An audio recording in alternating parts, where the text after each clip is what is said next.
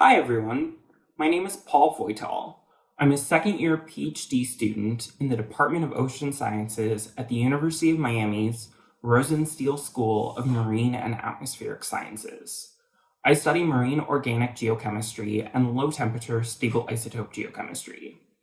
Today I'm going to be talking to you about stable isotopes. I'm going to start by talking about a few examples of how isotopes have been and are being used to study environmental processes. I will discuss a few classic examples and a few newer examples of applications of isotope analysis. My first classic example uses rocks called carbonates. This is what they look like. Carbonates have been used extensively for studying past marine climates.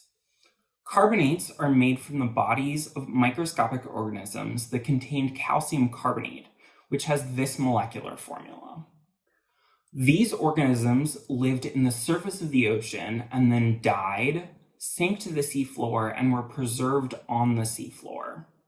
The isotopic composition of the carbon and oxygen in calcium carbonate have been used to study how ocean temperatures changed over time, as well as learn about ocean properties throughout Earth's history, such as salinity, which is how salty the ocean is, as well as changes in the circulation patterns of the ocean. My second classic example is the use of isotopes to study gases that have been trapped in ice sheets and glaciers in Antarctica and Greenland. Gas has been trapped inside layers of ice, as those layers are laid down and solidified over hundreds of thousands or millions of years. Cores are taken of the ice, where a cylindrical shape of ice, hundreds of meters deep, is carved and extracted from the larger ice sheet or glacier. This is what the resulting core looks like. The gas trapped inside is then extracted and analyzed for isotopic composition.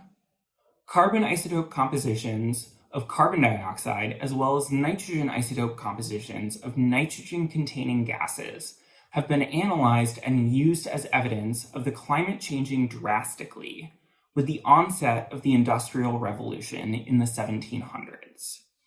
As you can see, the carbon and nitrogen isotope values changed significantly with the onset of the Industrial Revolution. Oxygen isotopes of the water that make up the ice in an ice core have also been examined to look for evidence of changes in ice cover on the planet over time. Next, I'm going to talk about some newer examples of isotope analysis. My first newer example is using nitrogen isotopes to examine air pollution and look at different sources of that air pollution.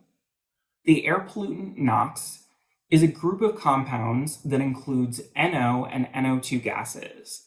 This is what these two gases look like. It is produced by many processes, including the combustion engines in cars and power plants, along with lightning strikes and biomass burning. Nitrogen isotopes have been used to determine relative contributions of different types of NOx pollution to the air in different areas of the United States. Nitrogen and carbon isotopes have also been used to look at different dynamics of food webs, such as what different organisms are eating. Nitrogen isotopes can be used to determine the trophic position of different organisms in a food web. The trophic position is the level in the ecosystem that the organism feeds at, basically who it is eating and who is eating it. We can use the differences in nitrogen isotope compositions of different amino acids to determine trophic position. Carbon isotopes can be used to understand transfers of energy through the food web. Lastly, isotopes are being used to understand degradation of different pollutants in the environment. As you can see from the graphic, we can use changes in isotope values to understand how a degradative process has affected specific molecules in a sample. Compounds that are more heavily degraded will have isotope signatures that are more different than the isotope value that the compound started out with when it was first emitted. We can compare our sample to a sample of the compound when it was first emitted into the environment to understand how far the sample has been degraded. To sum up, we've been talking today about isotopes and their applications. We talked about how stable isotopes are being used, using both classic and newer examples of how isotope analysis is being applied. Our examples of isotope analysis included investigations of past Earth temperatures through carbonates and nitrogen isotopes of food webs in current environments. If you're interested in learning more about current applications of isotope analysis, check out the information, publications, and videos on my lab advisor's website. Thank you so much for watching.